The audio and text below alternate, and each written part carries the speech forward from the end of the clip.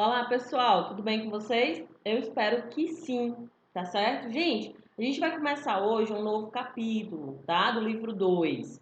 É o capítulo número 3, intitulado Retratos do Mundo, tá certo? Abram aí o livro de vocês, o livro 2, tá certo? Abram aí, deixem aberto na página 33, porque a gente vai ver, a gente vai estudar, a gente vai conhecer um pouco hoje sobre o gênero que é literário, jornalístico também, o gênero de biografia, certo? Eu acho que muitos de vocês já conhecem, já sabem que a biografia ela existe, certo? Mas a gente vai explicar para vocês um pouco como é que acontece o processo e ver também umas biografias bacanas que tem no livro de vocês e que eu tomei a liberdade para ir procurar e contar um pouco mais como é bacana esse gênero biografias, como é bacana você saber da vida de outras pessoas, né? A vida da gente é muito cheia de altos e baixos e tudo, e tem gente que consegue transcrever esses passos, né, de determinada pessoa muito bem, mas é uma arte, é uma prática, tá bom? Então, abriram aí o livro de vocês na página 33 para a gente começar. Então, vamos para frente, tá certo, gente? O que é que a gente vai ver nesse capítulo? A gente vai ver o que é a biografia, como é a estrutura textual da biografia, tá? E a gente vai ver os dois tipos de biografia, que é a ficcional e a não ficcional, tá bom? No livro de vocês traz aí um pequeno trecho de Memórias Póstumas de Brás Cubas, um livro de Machado de Assis, que é muito bacana também. Machado era maravilhoso, certo? É um gênio da literatura universal. E a gente tem um trecho de um livro da biografia da Clarice Lispector, uma romancista, uma escritora fantástica também, brasileira, tá bom? E a gente vai fazer uma pequena observação sobre esses dois trechos aí que estão mostrando, que o livro traz pra gente discutir. Beleza? Então vamos lá. Primeira coisa, gente, é entender o que é uma biografia. Ela é um gênero literário em que o autor narra a história da vida de uma pessoa ou de várias pessoas. De um modo geral, as biografias contam a vida de alguém, tá certo? Ou desde que ela nasceu, né, adolescência, infância, adolescência, vida adulta e velhice e a morte, né? Ou é desse jeito, ou apenas em um determinado momento da vida daquela pessoa, tá bom? Tem essas particularidades também, tá certo? E as características gerais da estrutura biográfica é o quê? O gênero é narrativo, o texto é narrado em terceira pessoa, tá certo? A ordem cronológica dos fatos, como aconteceu, ó, nasceu lá no Rio de Janeiro, em tal ano, dia tal, certo? Aí vai contando em ordem cronológica dos fatos. Um conjunto de informações sobre a vida da pessoa pesquisada, biografada. Relato de fatos marcantes da vida dessa pessoa, certo? Uso de pronomes pessoais e possessivo, uso de marcadores temporais, por exemplo, na infância, na adolescência, naquela época, etc. Tá? Predomínio de verbos no pretérito, perfeito e imperfeito, certo? Lá no passado, tá bom? E verossimilhança dos fatos narrados. Geralmente, o biógrafo, ele, quando está estudando a vida do biografado, ele procura situar a vida, determinada passagem da vida desse biografado, com alguma coisa que esteja acontecendo no mundo, tá certo? Então, a gente teve aí, por exemplo, adiantando para vocês, um exemplo da biografia da Amy Winehouse. Quem curte música pop e tudo sabe que a Amy Winehouse, ela morreu muito jovem, certo? E a época que ela surgiu, que alcançou o sucesso, Amy Winehouse, gente, é uma cantora, tá bom? É uma cantora de música pop aí, muito bacana, tá certo? É mais chegada. Ela foi um diferencial, né? Foi um diferencial. E ela morreu muito jovem, morreu tem uns anos aí. Mas o que é que aconteceu na época, né? Um boom de uma nova.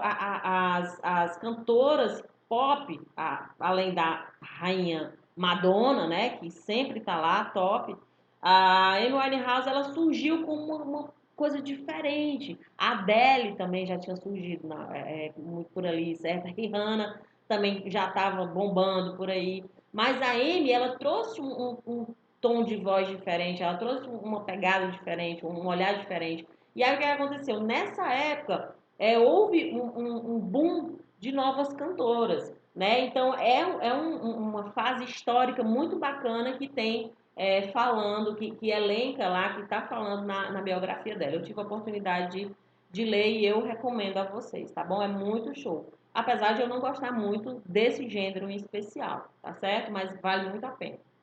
Beleza? Então a gente tem aí o primeiro texto comentado, gente.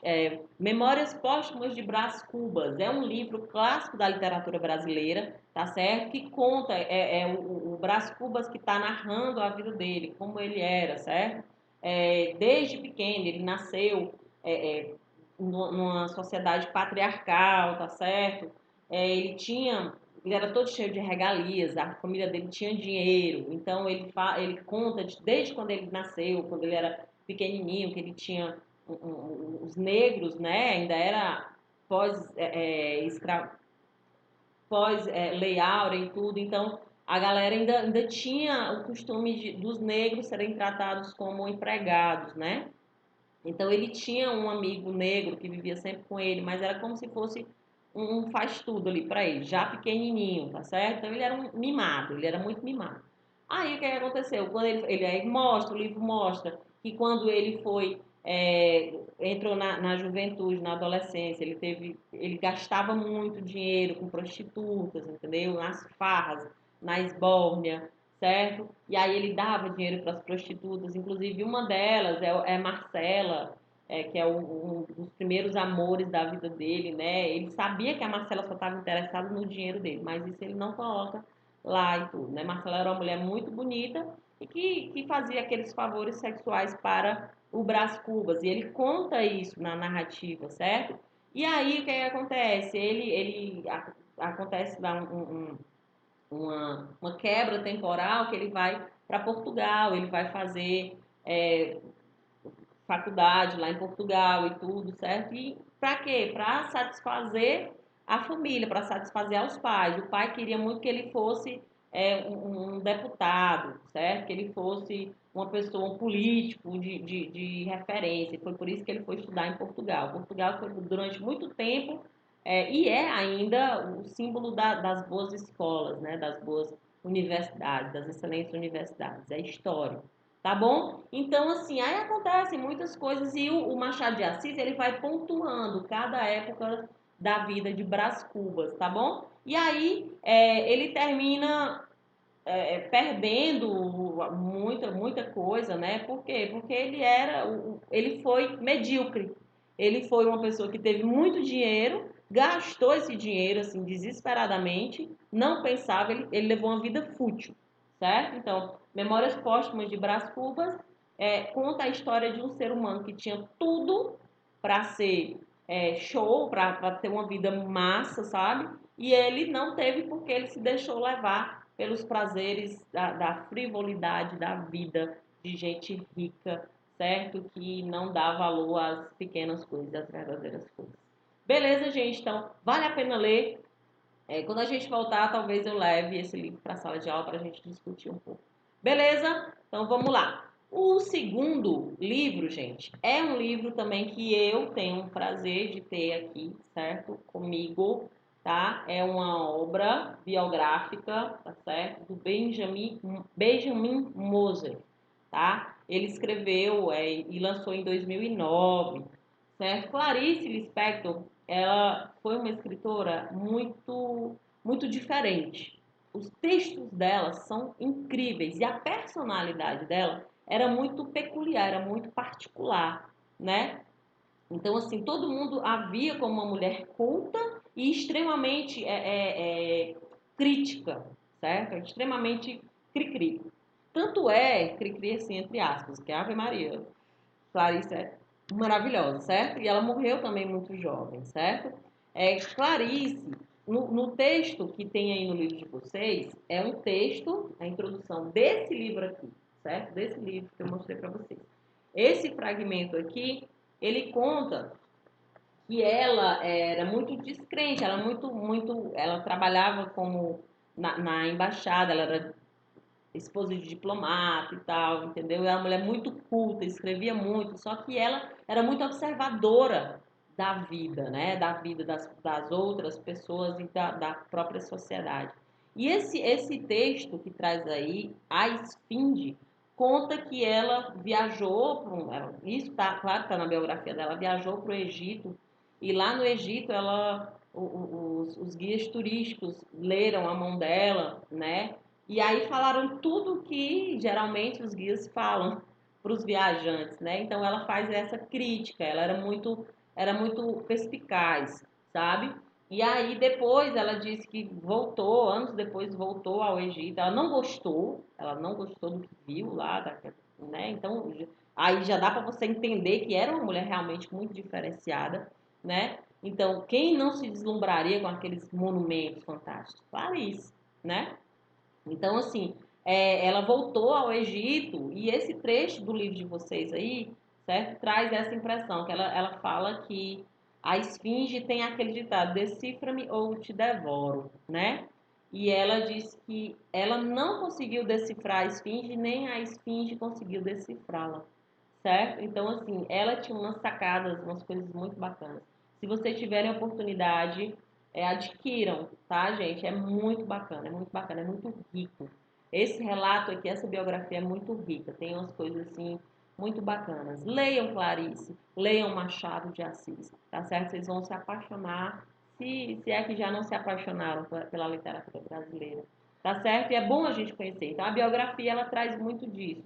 Na biografia que a gente já analisou, que é do Brás Cubas, é uma narrativa ficcional, certo? Fazia parte de um universo ficcional. Agora, esse da Clarice, não. É uma biografia baseada na vida real da Clarice, certo? Em escritos que ela deixou, né? Em coisas que ela deixou guardada, em diários, tá certo? Que ela escrevia muito, tá bom? Então, a diferença tá aí. Na biografia ficcional, você pode criar uma história, né? Machado de Assis, mestre nisso, né? Memórias Póstumas de Brás Cubas é perfeito o livro, certo? Muito angustiante, muito incomoda bastante, né? Porque ele joga na cara da sociedade muita coisa que a gente sabe que até hoje existe, né? Que é a hipocrisia, a questão dos valores morais que são invertidos, né? Enfim.